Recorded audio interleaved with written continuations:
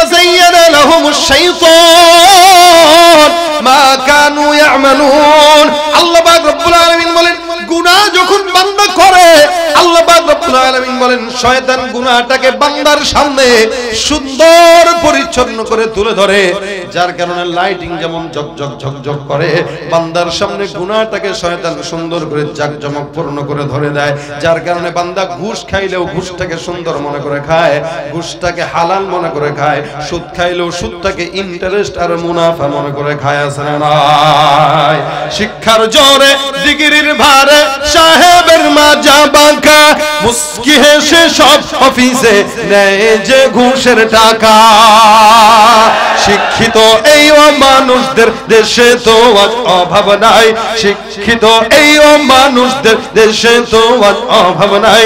মানুষ দেখতে চলো এবার জাদু ঘরে যাই সবাই, হায় রে সাধের দুনিয়ায় মানুষ পাওয়া বড় দায়। মানুষ দেখতে চলো এবার জাদু ঘরে যাই সবাই, ঠিক কি না ভাইরা আমার? আল্লাহ পাক রব্বুল আলামিন বলেন তোমরা তোমাদের অন্তরকে ঠিক করো, অন্তর যতক্ষণ ঠিক না হবে বান্দা ততক্ষণ ভালো হবে না। অন্তর ঠিক বান্দার সব ঠিক। এই কারণে কোরআন সুন্নাহর আলো ঘরে ঘরে না দিলে দিলে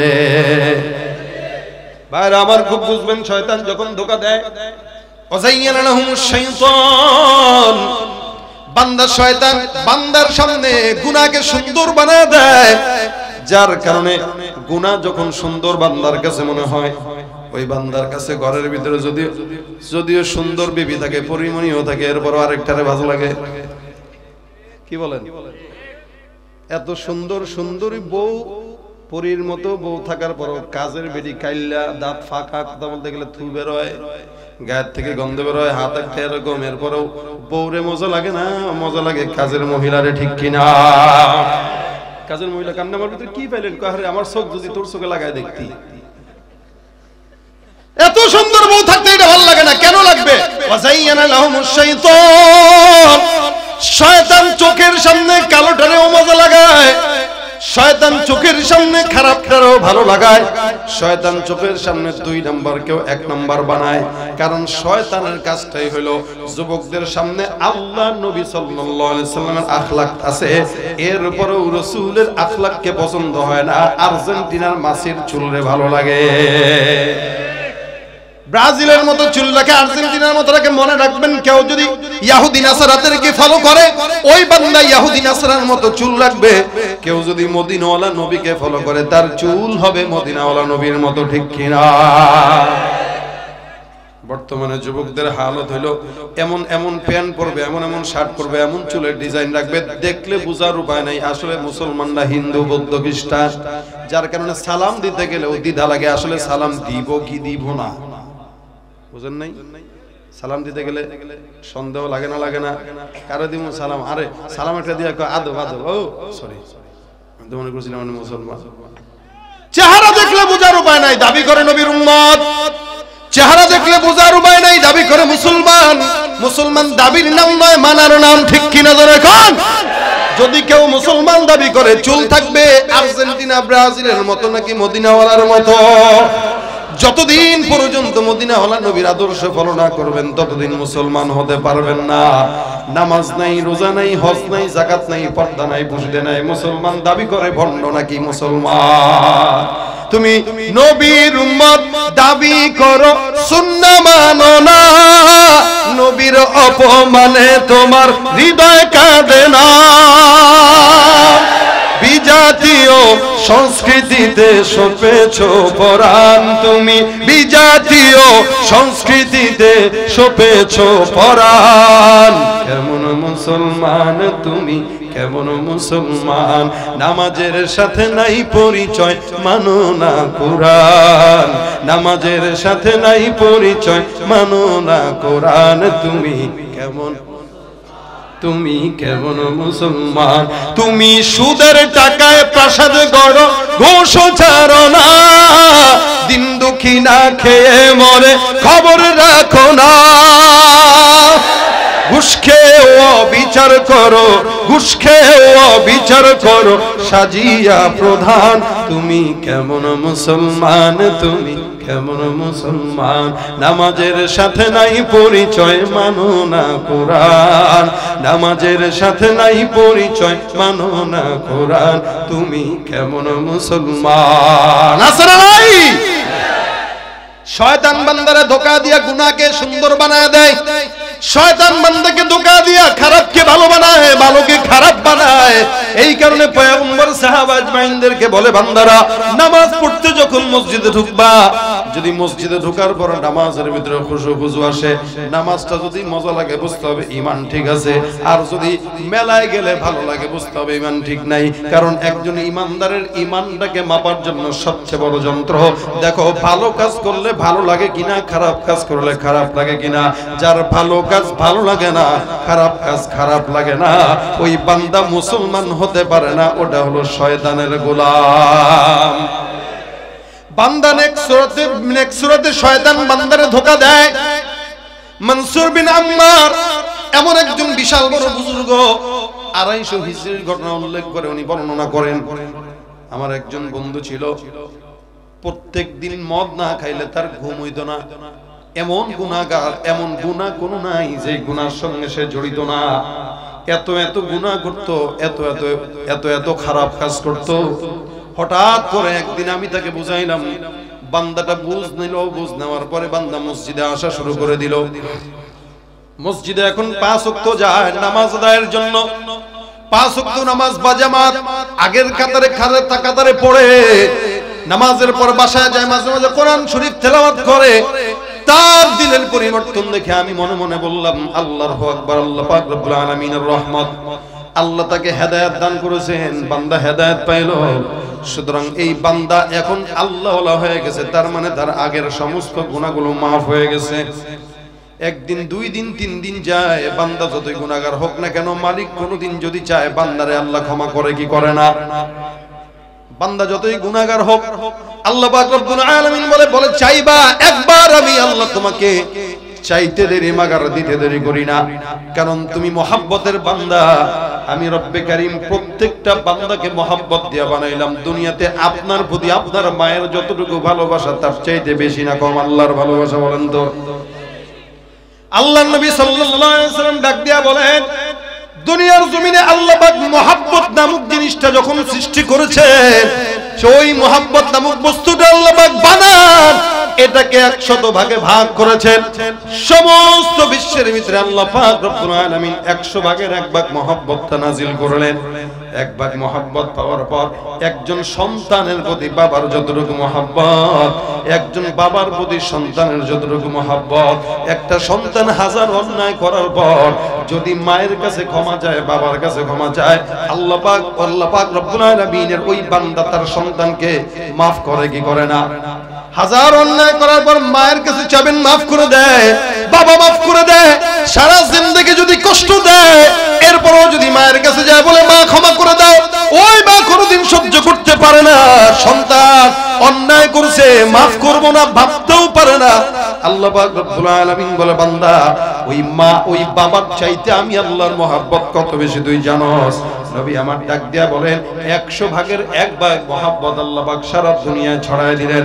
জিন্নাতের ভিতরে ছড়ায় দিলেন, মানুষের ভিতরে ছড়ায় দিলেন, ফেরেশতার ভিতরে ছড়ায় দিলেন, গোটা উম্মতের ভিতরে আল্লাহ পাক ছড়ায় দিলেন। বাকি থাকলো কয় ভাগ? 99 ভাগ মহব্বত।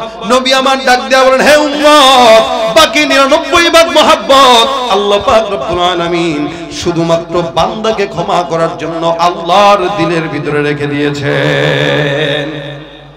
এটা হচ্ছে আমার মালিকের মহব্বত আপনার আমার বান্দার জন্য, গুনাহগারের জন্য।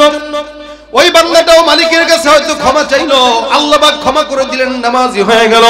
হঠাৎ করে একদিন মনসুর বিন আম্মার বলেন, আমি মসজিদে প্রবেশ করলাম। প্রবেশ করার পর তাকায় দেখি বান্দাটা মসজিদের ভিতরে আর আসে না। কোথায়? আমি তার তালাশ করা আরম্ভ করে দিলাম, বান্দার কোনো দেখা পাওয়া যায় না। একটু একটু করে খুঁজতে খুঁজতে হঠাৎ করে একদিন চিন্তা করলাম, যেহেতু মসজিদে বহুত দিন হয়ে গেল দেখি না, তার বাসা পর্যন্ত যাই, দেখি বাসায় গিয়ে তাকে পাওয়া যায় কিনা। আল্লাহর বান্দা যখন ওই মনসুর বিন আম্মার যখন ওই লোকটার বাসায় চলে যায়, ঘরের দরজায় টোকা দেয়, মেয়েটা বাসার থেকে বের হয়ে বলে, কে আপনি? পরিচয় দিল যে আমি অমুক, তোমার বাবার কাছে আমার পরিচয় বলো, আমার পরিচয় তোমার বাবা ভালো করে জানে, তুমি তোমার বাবার খবর দাও। মেয়েটা ভিতর থেকে সংবাদ নিয়ে সে ডাক দেয়া বলে, বাবা আপনাকে ভিতরে যেতে বললেন। যখন মনসুর বিন আম্মার বলেন আমি ভিতরে গেলাম, তাকায় দেখি ঘরের ভিতরে অনেক বড় একটা উঠান, ঘরের ও পাশে ভিতরে আমি তার উঠানের ভিতরে তাকায় দেখলাম এই বান্দাটা উঠানের ভিতরে উপর হয়ে শুয়ে আছে। আমি তাকে তাহার দিকে তাকায় দেখলাম চেহারাটা কুৎসিত। আমি বান্দাকে ডাক দিয়া বললাম, লা হাওলা ওয়ালা কুওয়াতা ইল্লা বিল্লাহ, তোমার এই দশা কেন? চেহারার এই কুৎসিতের হালতের কারণ কি? আমি তাকে ডাক দিয়া বললাম, আরে চেহারা যেহেতু এমন অবস্থা, অসুস্থ, তুমি বেশি বেশি বলো লা ইলাহা ইল্লাল্লাহ, বেশি বেশি আল্লাহ পাক রব্বুল আলামিনের কালেমার তালকিন করো। আমি যখন বারবার তাকে কালেমা পড়ার জন্য বললাম, আমার মুখে লা ইলাহা ইল্লাল্লাহ শোনার পর ওই বান্দা কোনো কথাবার্তা ছাড়া অজ্ঞান হয়ে জমিনে আবার পড়ে থাকলো। আমি ভয় পেয়ে গেলাম, কি ব্যাপার বুঝলাম না। কালেমা পাঠ করতে বললাম, বান্দা বেহুশ। আমি তাকে ডাক দিয়া বললাম, কি ব্যাপার, তোমার বাবার এই অবস্থা কেন? তার মেয়ে বলল, আমি জানিও না, আপনি একটু পানি দিয়া তাকে উঠানোর ব্যবস্থা করেন। আমি তার চেহারার ভিতরে পানি দিয়া আবারও তাকে হুশ আর হুশ নিয়ে আসলাম। আমি তাকে ডাক দিয়া বললাম, লা হাওলা ওয়ালা কুওয়াতা ইল্লা বিল্লাহ, হে বান্দা তুমি আল্লাহ পাকের কালেমা পাঠ করে বলো লা ইলাহা ইল্লাল্লাহ। দ্বিতীয়বার যখন আমি তাকে কালেমার তালকিন দিলাম, ওই বান্দাটা কালেমা আমার জবান থেকে শুনে আবারও বেহুশ হয়ে দুনিয়ার জমিনের ভিতরে পড়ে রইল। আমি ভয় পেয়ে গেলাম, আবারও তার হুঁশ চলে আসলো। আমি ডাক দিয়া বললাম, কি ব্যাপার? লা ইলাহা ইল্লাল্লাহ এই শব্দটা শোনার সঙ্গে সঙ্গে বেহুশ হওয়ার কারণটা কি আমি জানি না, তুমি আমাকে বর্ণনা করে শোনায় দাও। বান্দাটা ডাক দিয়া বলে, মাফ করবা, আমি আসমানের মালিকের নাম জবান দিয়ে উচ্চারণ করার মতো ক্ষমতা আমার নাই। আমার অবস্থা তুমি জানো, আল্লাহ পাক রব্বুল আলামিন আসমানের মালিক এই কালেমাটা আমার জবান দিয়ে নেওয়ার মতো আর ক্ষমতা দেয় নাই। এই কালেমা আর আমার জবানের মাঝখানে বিশাল বড় প্রাচীর লাগায় দিছে। আমি ইচ্ছা করলেও কালেমা আমার জবান দিয়ে উচ্চারণ করতে পারতেছি না। মনসুর বিন আম্মার বলেন, আমি সঙ্গে সঙ্গে পেরেশান হয়ে গেলাম, কি ব্যাপার? আল্লাহর কালেমা যদি কেউ পড়তে না পারে, অসুস্থ অবস্থায় মৃত্যুবরণ মৃত্যু সজ্জায় যদি কেউ করতে না পারে, এটা তো বেঈমানের আলামত। কারণ একজন ইমানদার বান্দা মরণের আগে কালেমা পাঠ করবে, এটাই তার মনের আশা থাকে, ঠিক কিনা বলেন তো? কিন্তু এমন একটা হালত, সাকরাতুল মাউত চলে আসছে, এখনো পর্যন্ত বান্দাটা কালেমার তালকিন দিতে পারে না, বাকি সব কথা বলতে পারে। আমি তারা জিজ্ঞাসা করলাম, হে ভাই, তুমি যদি এই শেষ মুহূর্তে কালেমা তালকিন জবান দিয়ে নিতে না পারো, তাহলে তোমার সারা জিন্দেগির আমল কোথায় গেল? নামাজ কোথায় গেল? হজ কোথায় গেল? যাকাত কোথায় গেল? সামনে নামাজ আদায় করতে, কোরআন তেলাওয়াত করতে, ওগুলা কোন জায়গায় গেল? আমি তাকে যখন প্রশ্ন করলাম, সে এত পেরেশান, তার মুখে ভয়ের ছাপ। সে আমাকে ডাক দিয়া বললে, মনসুর, আমি আল্লাহ পাক রব্বুল আলামিন দুনিয়ার জমিনে আমারে পাঠাইলেন, আমার বড়ই দুর্ভাগ্য। আমি এতদিন পর্যন্ত নামাজ আদায় করছি, যাই কিছু করছি, ইবাদত করছি, জিকির আজকার করছি, সব কিছু বান্দার জন্য, একটা জিনিসও মালিকের জন্য আমি কোনোদিন করি নাই। আমি যখন প্রথম জিন্দেগিতে গুনাহ করতাম, তুমি আমাকে বারবার নিষেধ করতা।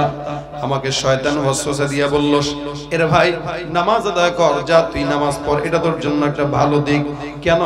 তুই যখন মদ্যপান করস, তোর সমাজের মানুষ খারাপ চোখে দেখে। তুই যখন নামাজ আদায় করবি, রাত্রিবেলা মদ পান করবি, মদ পান করার কথা কেউ জানবে না।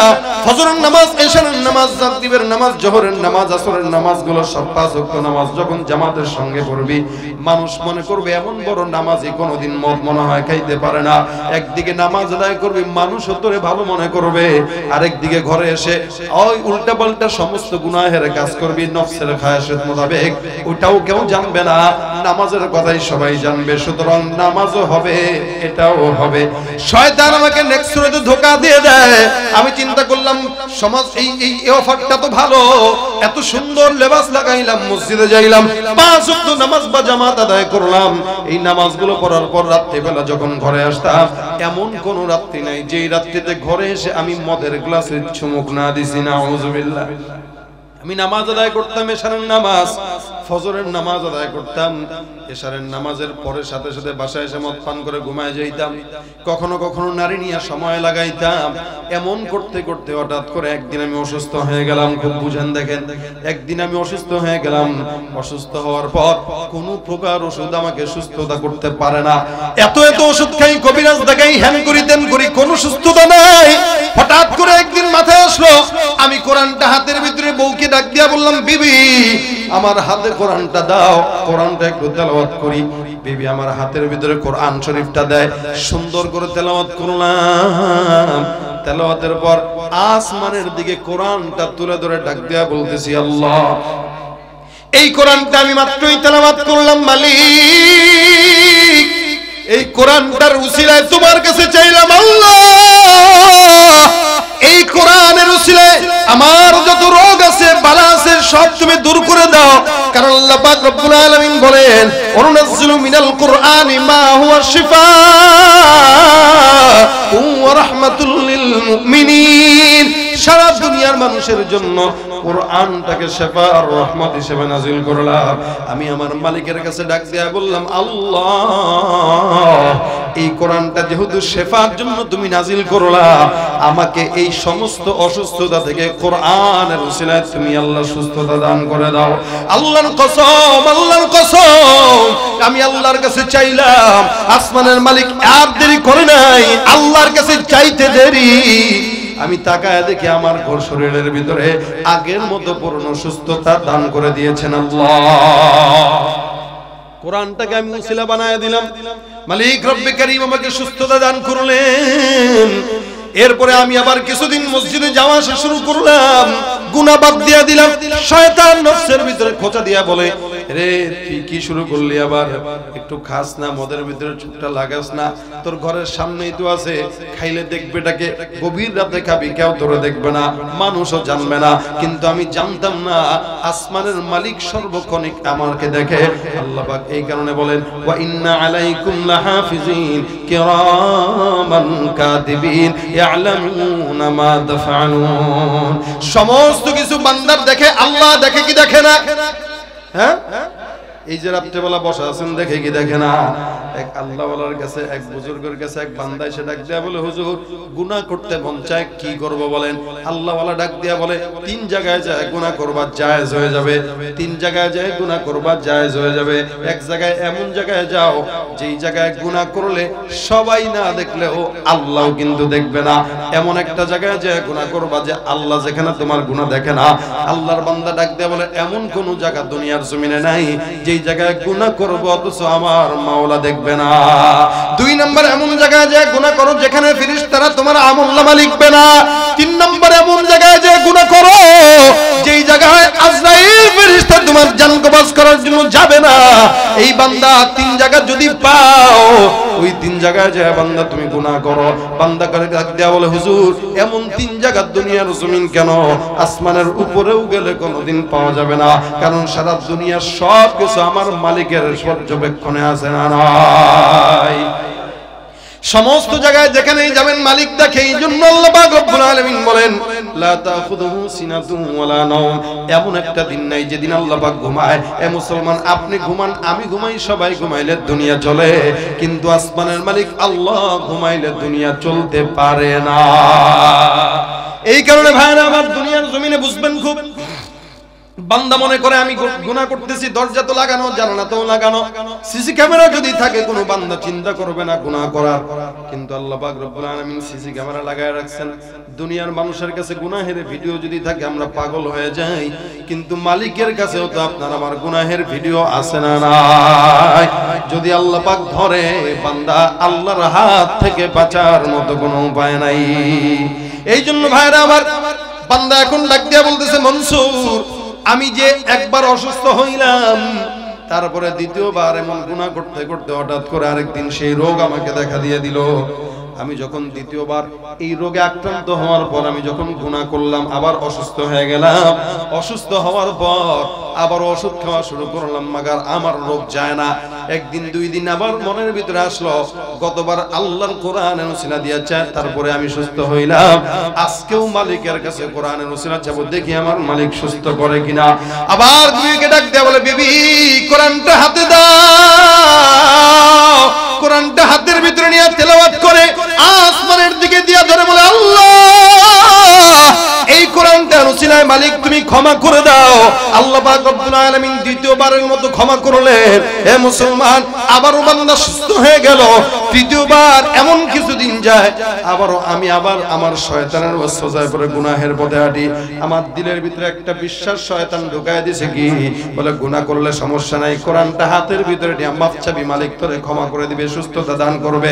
মনে রাখবেন, অনেকে মনে করে এখন গুনাহ করব, আবার আগামীকাল তওবা করব, এখন গুনাহ করব, তওবা করব, বারবার গুনাহ বারবার তওবা করে আল্লাহ পাক তাদের ব্যাপারে বলেন, ওয়ালাইসাতিত তাওবাতু লিল্লাযিনা ইয়ামালুনাস সাইয়্যাত। এই সমস্ত গুনাহগার যারা কন্টিনিউ গুনাহ করে, এই সকল গুনাহগারদের তওবা আসমানের মালিক কবুল করেন না। এই জন্য অনেক বান্দা মনে রাখবেন, গুনাহ করার পর তওবা যদি কেউ করে, নিয়ত থাকবে আর জিন্দেগিতে কোনোদিন তওবা গুনাহ করব না। এই বান্দাটার শয়তান ওয়াসওয়াসা দিয়া বলে, টেনশনের কোনো কারণ নাই, মালিক তো একজন আছে, maaf করার জন্য আসমানে আছে। আল্লাহ কয়, না না, তো ঠেকা পড়ে নাই, তোর মতো কুলাঙ্গার না ডাকলেও আরো হাজারো বান্দা আছে না নাই, জোরে গণ। বান্দা এখন সুন্দর করে আবারও গুনাহ করা শুরু করলো, অন্যায় করা শুরু করলো, আবার তৃতীয়বারের মতো আসমানের মালিক তার অসুস্থ বানায় দিলেন। বান্দা মনে করছে দূরে এটা সহজিত, কারণ অন্যায় যখন একবার করে দুইবার করে তখন সহজ হয়ে যায়। এই অন্যায়টা সহজ হয়ে গেছে। এখন বান্দাটা তওবা করা বাদ দিয়ে আবারও যখন অসুস্থ হয়ে গেল, অসুস্থ বাদ দিয়ে কোরআনটা হাতের ভিতরে নিয়ে কয়, বিবি কোরআনটা হাতে দাও। বিবি যখন কোরআনটা হাতে দেয়, ডাক দিয়া বলতেছে, রে মনসুর বিন আম্মার, এটাই ছিল আমার জিন্দেগীর সবচেয়ে বড় কাল। আল্লাহর কসম, আমি কোরআনটা হাতের ভিতরে নিয়ে যখন তেলাওয়াত করতে যাব, আমি কোরআনের দিকে তাকায় দেখি কোরআনের একটা সূরার একটা আয়াত কোরআনের পাতায় আমি যেটা হাতে নিই সেটার ভিতরে অবশিষ্ট নাই, সব হলো সাদা, আর সাদা পৃষ্ঠা দেখা যায়। আমি পেরেশান হয়ে গেলাম, হায় হায়, মালিক তাহলে আমার উপরে রাগান্বিত হয়ে গেছে। আমি আল্লাহকে ডাকতে চাইলাম, আমি কালেমার তালকিন দিতে চাইলাম, কিন্তু আফসোস আমার জবান দিয়ে আমি একবারের জন্য আল্লাহর নামটা নিতে পারি নাই। আমি আমার জবান দিয়া ইস্তেগফারও পড়তে পারি নাই, কালেমাও পড়তে পারি নাই। সেদিনের পর থেকে অসুস্থতা বাড়তে বাড়তে বাড়তে বাড়তে আজকের এই হালত। এখনো পর্যন্ত আমি আমার মাওলার নামটা ভালো করে নিতে পারি না, কালেমাটাও পড়তে পারি না, ইস্তেগফারও পড়তে পারি না। আমি এত চেষ্টা করি, এত চাই আমার মালিককে ডাকতে, কিন্তু আমার মালিক তার নাম আর আমার জবানের মাঝখানে বিশাল বড় পর্দা লাগায় দিয়েছে। নাউযুবিল্লাহ। এই জন্য ভাইরা আমার, গুনাহটা এমন একটা জিনিস, এই গুনাহটা যখন বান্দা বারবার করে, এটা কুফরির পর্যায়ে চলে যায়। বারবার যখন পরে এই কথা শোনার পর মনসুর বিন আম্মার বলেন, আস্তাগফিরুল্লাহ, আমি চিন্তা করলাম যেহেতু এই বান্দাটা গুনাহগার, আল্লাহ পাক রব্বুল আলামিন তার উপরে গজব নাজিল করছে, এখানে বেশিক্ষণ থাকা যাবে না, এখান থেকে চলে যাওয়া লাগবে। বেচারা বাসার দিকে রওনা হয়ে গেছে, বাড়ির দিকে রওনা হয়ে গেছে। পিছন থেকে কিছুক্ষণ পর একজন ডাক দিয়া বলতেছে, ভাই একটু আগে ওই বান্দা, আল্লাহর বান্দা যাকে তুমি দেখে আসছো, ওই বান্দা কিছুক্ষণ আগে দুনিয়ার জমিন থেকে বিদায় হয়ে গেছে। মনসুর বিন আম্মার বলেন, দেখেন দুনিয়ার মানুষেরা কোন বান্দা যখন গুনাহকে গুনাহ মনে করে না, আল্লাহ তার উপরে রাগান্বিত হয়। এই কারণে নবী বলেন, ইয়াকুমুল মাসিয়াহ ফা ইন্না বিল মাসিয়াতি হাল্লা সাখাতুল্লাহি আযজা ওয়া জাল। এই কারণে নবী আমার বলেন, গুনাহ থেকে বাঁচো, গুনাহ থেকে বাঁচো। কারণ গুনাহটা এমন একটা জিনিস, বান্দাকে আল্লাহর রাগ বাড়ায় দেয়। বান্দা যখন গুনাহ করে মালিকের রাগ বেড়ে যায়, বান্দা যখন গুনাহ করে মালিকের ক্রোধ বেড়ে যায়, বান্দা যখন গুনাহ করে আল্লাহ পাক বান্দাকে যা চাওয়ার যেটা দেয় না। মুসা পয়গম্বরের উম্মতরা আল্লাহর নবী মুসাকে ডাক দেয়া বলেন, পয়গম্বর মুসা, মালিক যখন রাগান্বিত হয় তার আলামত কি? আল্লাহর নবী মুসা বলেন, এক নম্বর আলামত, আল্লাহ যখন রাগান্বিত হয় তখন বান্দার যেটা দেওয়া দরকার বান্দারে সেটা দেয় না। দুই নম্বর আলামত, যেটা দেওয়া দরকার না সেটা বান্দার গায়ের উপরে চাপায়া দেয়। বর্তমান সময়ে আপনাদের আমাদের বাংলাদেশে গুনাহ থেকে হায়াত, গুনাহ থেকে বাঁচো। নবী বলেন ছোট গুনাহ হোক, একজন ইমানদার গুনাহকে কত বড় মনে করবে? একটা বিশাল বড় পাহাড় যদি ধসে যাওয়ার সম্ভাবনা থাকে, ওই পাহাড়ের নিচে কোনোদিন কোনো বান্দা কোনোদিন বসতে চায় না। কেন? পাহাড়ের নিচে বসলে এই মুহূর্তে মরণ ছাড়া কোনো উপায় নাই। আল্লাহর নবী বলেন একজন ইমানদার বান্দা গুনাহটাকে পাহাড়ের চাইতেও বড় খারাপ মনে করবে, বড় বড় বোঝা মনে করবে। আর যখন কোন গুনাহগার বান্দা গুনাহকে কত হালকা মনে করে, নবী আমার ডাক দেয়া বলেন একটা মানুষের নাকের উপরে যেমন মাছি বসে, মশা বসে, এই বান্দাটার মাছি যতটা হালকা বান্দা মাছিকে মনে করে, এরকম হাত দিয়া উড়ায় দেয়, ফু দিয়া উড়ায় দেয়। একজন গুনাহগার বান্দা ওই নাকের আগায় মাছির মতো গুনাহটাকে তেমনি হালকা মনে করে, যার কারণে খুন, দর্শন, দুর্নীতি, হাজারি, চাঁদাবাজি, জিনা, ব্যভিচার এই সব কিছুকে বান্দার কাছে কোনো গুনাহই মনে হয় না। বর্তমান সময়ে এই সমস্ত গুনাহগার বান্দারা বেশি না কম? দর্শক বেশি, জিনাকারী বেশি, দুর্নীতিবাজ বেশি, হায়াওয়ান বেশি হয়ে গেছে। যদিও মানুষের মতো দেখা যায় কিন্তু চেহারায় মানুষ এলে মানুষ বলা যায় না, কারণ এমন এমন কাজ করে যে এই কাজ গরু ছাগলও করে না। ওই কাজ মানুষ করার কারণে আল্লাহ বলেন বালহুম আদল, ওরা তো কুকুর, হায়াওয়ান, ওগুলার চাইতেও বড় নিকৃষ্ট, ঠিক কিনা? এই কারণে নবী আমার বলেন বান্দারা মনে রাখবেন খুব, তাহাজ্জুদ, বান্দা ওলি হওয়ার জন্য তাহাজ্জুদ জরুরি না। বান্দা বুজুর্গ হওয়ার জন্য বেশি বেশি কোরআন তেলাওয়াত জরুরি না। বান্দা বুজুর্গ হওয়ার জন্য জিকির বেশি জরুরি না। বুজুর্গ হওয়ার জন্য সবচেয়ে বড় জরুরতের বিষয় হলো গুনাহ থেকে বেঁচে থাকা। কি থেকে বেঁচে থাকা বলেন? গুনাহ থেকে বেঁচে থাকা। যে গুনাহ থেকে বেঁচে থাকলো সে সবচেয়ে বড় বুজুর্গ। আর যে নামাজ পড়লো কিন্তু গুনাহ করলো, নামাজই যদি খালি বুজুর্গের আলামত হইতো, আমাদের দেশে অসংখ্য নামাজি আছে যারা ভোটের জন্য নামাজ আদায় করে, আছে না? অসংখ্য হাজি আছে যারা হাজি সাহেব ডাক শোনার জন্য হজ করে। অসংখ্য মানুষ আছে যারা ইবাদত করে বান্দাকে দেখানোর জন্য, আল্লাহর উদ্দেশ্য না। এই কারণে ইবাদত বড় বিষয় না, বড় বিষয় গুনাহ থেকে বেঁচে থাকা। যে গুনাহ থেকে বাঁচলো সে বড় বুজুর্গ। ছাত্র ভাইরা আছেন, আমিও আছি, আপনারা আছেন। গুনাহগার আমরা সবাই গুনাহ করি। নফস আমাদেরকে গুনাহ করতে মন চাওয়ায় দেয়, গুনাহ করতে উদ্বুদ্ধ করে। এই জন্য নবী আমার বলেন আল মুজাহিদু মান জাহাদা লিনাফসি, সবচেয়ে বড় মুজাহিদ সেই যে নিজের নফসের সঙ্গে জিহাদ করে। সুবহানাল্লাহ। নফসের সঙ্গে জিহাদকে রাসূল মুজাহিদ বলেছেন। তরবারি নিয়ে জিহাদ করার নাম মুজাহিদ। শুধু তাই নয়, বরং নফসের সঙ্গে যে জিহাদ করলো সেও অন্যতম মুজাহিদ। এজন্য নফস যদি বলে বাজারে যা, আমি বলবো তুই মসজিদে ঢোক। নফস যদি বলে মেলায় যা, আমি বলবো মাহফিলে ঢোক। নফস যদি বলে গান শোন, আমি বলবো আল্লাহর কোরআনের তেলাওয়াত শোন। ঠিক কিনা জোরে বল? এটা হবে ইমানদারের কাজ। কারণ বিশেষ করে যুবকেরা গুনাহের ভিতরে জর্জরিত থাকে বেশি। যুবকদের গুনাহ করার চাহিদা বেশি হয়, মুরব্বীদেরও হয়। যুবকরা করতে পারে সরাসরি, মুরব্বীরা পারে না, কারণ বয়স হয়ে গেছে, তার পিছনে দৌড়াইবো কেডা। এই জন্য বরের ভিতরে বসে বসে, বারান্দায় বসে বসে, ঠ্যাঙের উপরে ঠ্যাং দিয়া রাস্তায় কোনো মেয়ে গেলে তাকায়। মুরব্বীদের গুনাহ হলে অন্তরে অন্তরে গুনাহ, আর যুবকরা গুনাহ করে অঙ্গে অঙ্গে। এই কারণে যুবকদের ব্যাপারে নবী বলেন, রাসূল সাল্লাল্লাহু আলাইহি ওয়াসাল্লাম বলেন ওয়াশাবুন নাশা ফি ইবাদাতিল্লাহি তাআলা, যেদিন কিয়ামতের ময়দানে সূর্য মাথার উপরে থাকবে, ওই দিন আল্লাহ পাক রব্বুল আলামিন আরশের ছায়ায় একজন ঈমানদারকে জায়গা দান করে দিবেন। আল্লাহ পাক দান করবেন। এটা যুবকদের জন্য বলেছেন। যুবক ঠিক তো সারা দুনিয়া ঠিক, যুবক নষ্ট তো দুনিয়া নষ্ট। যার কারণে যুবকরাই যত আকাম কোকাম আছে সব করে। এজন্য এলাকার যদি 100টা যুবক, 10টা 20টা যুবক যদি মাথায় পাগড়ি একটা বাইদা তাবলীগের মেহনতের সময় লাগে, আল্লাহ ওয়ালাদের মজলিসে থাইকা যদি এলাকায় এই নিয়ত করে কোনো চাঁদাবাজি চলবে না, ইনশাআল্লাহ এলাকা পরিবর্তন হতে 1 মাসের ব্যবধান, বেশি দরকার নাই।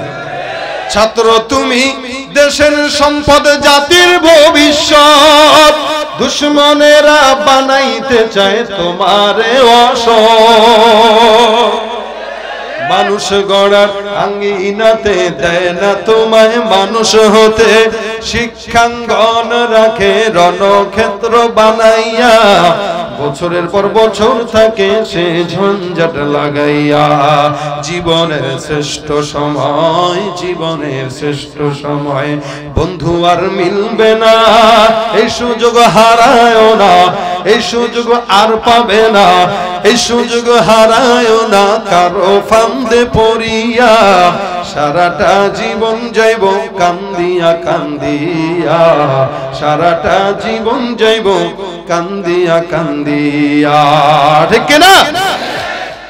জমি জামা ভিটে মাটি পেচিয়া বাবায়, মাসে মাসে পড়ালেখার খরচা দি পাঠায়, বিএ এমএ পাশ করিয়া আইব বাছা ধন, দূর হইব দুঃখ জ্বালা সকল নটন, এত আশায় বুক বাঁধিয়া থাকে যে বাপ মায়, সেই না আশার বাসায় রে পুইরা করে ছাই, এত আশায় বুক বাঁধিয়া থাকে যে বাপ মায়, সেই না আশার বাসায় রে পুইরা করে ছাই, বই কাড়িয়া অস্ত্র দিয়া সন্ত্রাসী মাস্তান বানাইয়া, বই কাড়িয়া অস্ত্র দিয়া সন্ত্রাসী মাস্তান বানাইয়া, সুন্দর জীবন তোমার দেয় যে ধ্বংস করিয়া, অবশেষে মায়ের কাছেও লাশখানা দেয় পাঠাইয়া। জীবনের শ্রেষ্ঠ সময় বন্ধু আর মিলবে না, এই সুযোগ হারায় না, এই সুযোগ আর পাবে না, এই সুযোগ হারায় না কারো ফান্দে পড়িয়া, সারাটা জীবন যাইব কান্দিয়া কান্দিয়া, সারাটা জীবন যাইব কান্দিয়া কান্দিয়া। ঠিক না? এই জন্য যুবক ঠিক তো সব ঠিক। এখানে অধিকাংশই যুবক, অধিকাংশই মাদ্রাসার ছাত্ররা, স্কুলের ছাত্ররা, চাকরি করে এরকম যুবকেরা।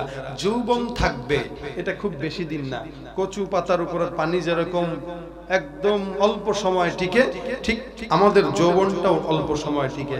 সেদিন ছিলাম ছোট, আজকে চুল পাকা শুরু হয়ে গেছে। তার মানে চুল পাকা মানে আমাদের মাদ্রাসাগুলোতে একটা কিতাব আছে মাকামাতে কে, এখানে একটা লাইন আছে, কারো মনে আছে কিনা? আমরা ছাত্র জামানায় পড়ছিলাম তো মুখস্থ করে দিয়েছিল ওস্তাদ আলহামদুলিল্লাহ। অবিল মাসিবি ইনদারুকা ফামা আযারুকা। তার মানে বার্ধক্য তোমার চুলকে পাকা করে তোমাকে সতর্ক করেছে, কিন্তু তুমি সতর্ক হও নাই। বার্ধক্য তোমার চুল পাকা করে, তুমি আয়নার সামনে দাঁড়াইছো, চুল দুই চারটা পেকে গেছে, এই পাকা চুল তোমাকে সতর্ক করছে। ফামা আযারুকা, কোন ওজরের কারণে তুমি সতর্ক হও নাই? কি ওজর ছিল আমাদের? কোন ওজরই না, আমরা দুধ চুল পাকতেই পারে, এমনিই পাকে। চুল পাকলে তো কি হয়েছে? মন তো জোয়ান আছে। অনেকে এটা মনে করে আমার চুল পাকলে গেছে। আমাদের মুরব্বীরা আজকাল এরা বিশ্বাসই করে না যে সে মুরব্বী।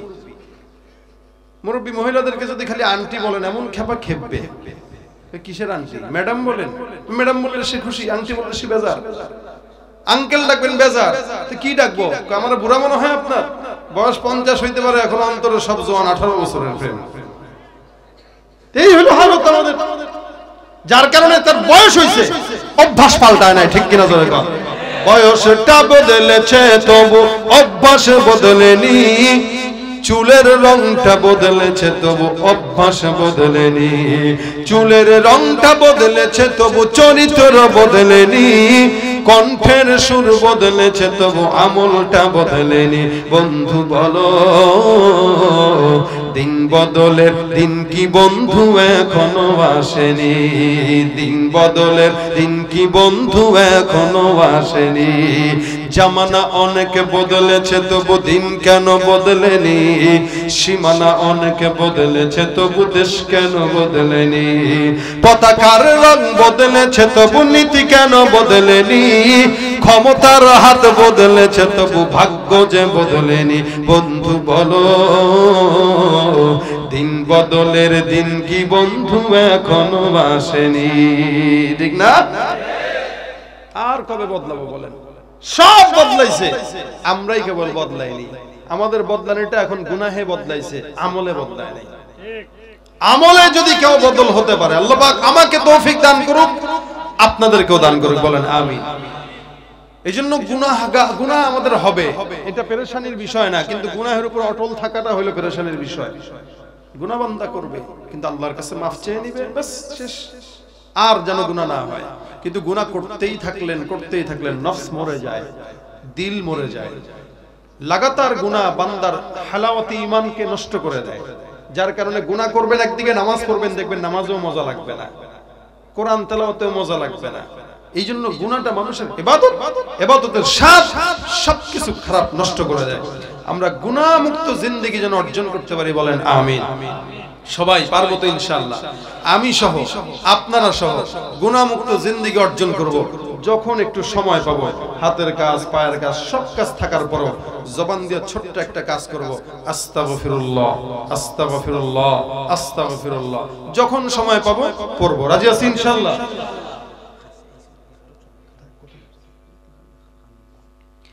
তো এই শব্দ একটা ছোট্ট, যদিও এটার ফায়দা আছে। আমি তিনটা ফায়দা আপনাদেরকে বলি। আলহামদুলিল্লাহ, আজকে মেরাজুল হক মাযহারি সাহেব, আলহামদুলিল্লাহ খালার মুখ চলে আসছে, উনি আসতেছেন। আমি উঠলে ইনশাআল্লাহ, উনি আসলে আমি উঠে যাব ইনশাআল্লাহ। এতটুকুন খালি আজকে যদি মনে রাখি আমরা, ছাত্র ভাইরা, আমরা সহ, আমি সহ, ইস্তেগফার যদিও ছোট্ট আমল, আল্লাহ পাক রাসূল করিম সাল্লাল্লাহু আলাইহি ওয়াসাল্লামকে আদেশ দিয়েছেন। রাসূল বলেন, আমি নিজে এই জন্য প্রতিদিন 100 বার ইস্তেগফার করতাম। সুবহানাল্লাহ। নবী যদি 100 বার পড়েন, তো আমাদের 1 কোটি বার পড়া দরকার। এটার দ্বারা তিনটা ফায়দা বলি, দেখেন।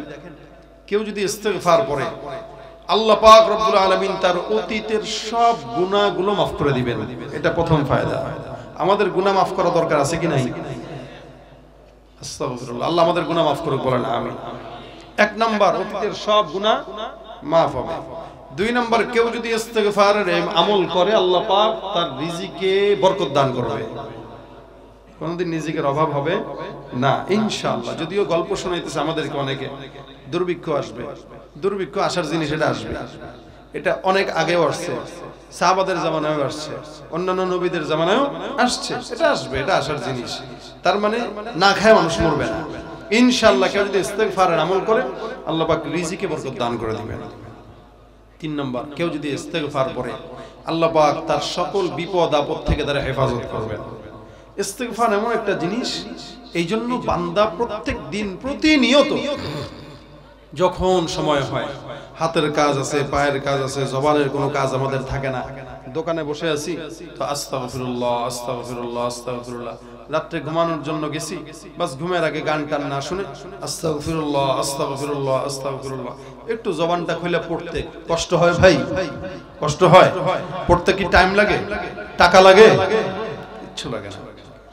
একটু বসে আছেন, গাড়িতে বসে রয়েছেন, হুন্ডা চালাইতেছেন, সিএনজিতে বসে আছেন, সময় হয়েছে, বাস আস্তাগফিরুল্লাহ রাব্বি মিন কুল্লি যামবি ওয়া আতুবু ইলাইহি, বাস পড়ে ফেলেন একবার। গুনাহ প্রতিনিয়ত আমার হাজার হাজার গুনাহ হচ্ছে, একবারও তো ইস্তেগফার করলাম না, তাহলে ওগুলা মাফ হবে কেমনে? অন্তত গুনাহও করতেছেন, হয়ে যাচ্ছে গুনাহ, আবার এদিক দিয়ে ইস্তেগফারের আমল চলতেছে, তাও না অন্তত কাটাকাটি তো হয়। কিন্তু গুনাহ করতেই থাকে, ইস্তেগফারের কোনো চিন্তাও আমাদের মাথায় নেই। আমরা নামাজও পড়ি, গুনাহও করি। এই জন্য যখন সময় হবে, অন্তত নামাজের পরগুলোতে আস্তাগফিরুল্লাহ, ঘুমের আগে আস্তাগফিরুল্লাহ, একটু সময় হলো আস্তাগফার। চায়ের দোকানে বসে আছি, গল্প টল্প না করে যদি বসতেই হয়, উল্টা পাল্টা কথা না বলে, কেউ যদি আপনার সামনে গীবত গায়, আপনি বলবেন, এই ভাই ইস্তেগফার করেন, গুনাহ করতেছেন কেন? কারণ আপনারা হয়তো কেউ বলবে দরবেশি করে, বলুক, সে নিজে তো এটা করতে পারতেছেন, আপনি পারছেন। আপনারা এরা বলাইতেছে তারা শয়তান, আপনি তো শয়তান চোখে দেখেন নাই। কেউ যদি আপনার সামনে এগুলা বলবে, আপনি বুঝবেন যে হে শয়তান, কারণ সে ভালো কথাও তার কাছে ভালো লাগতেছে না। একজন মানুষ ইস্তেগফার করতেছে, সে শুনে দরবেশি, দেখছনি? অনেকে বলবে যে দেখছনি জওয়ান মানুষে কি আমল দেয়, আমল দেওয়া শুরু করছে, পীর সাহেব হয়ে গেছে, বলে না এগুলো অনেকে? হ্যাঁ, নিজেও পড়বে না, আরেকজন বললে তার পছন্দ হবে না। এই জন্য যখন সময় হবে, আমি নিজে সহ আল্লাহ পাক আগে আমাকে আমলের তৌফিক দান করুন।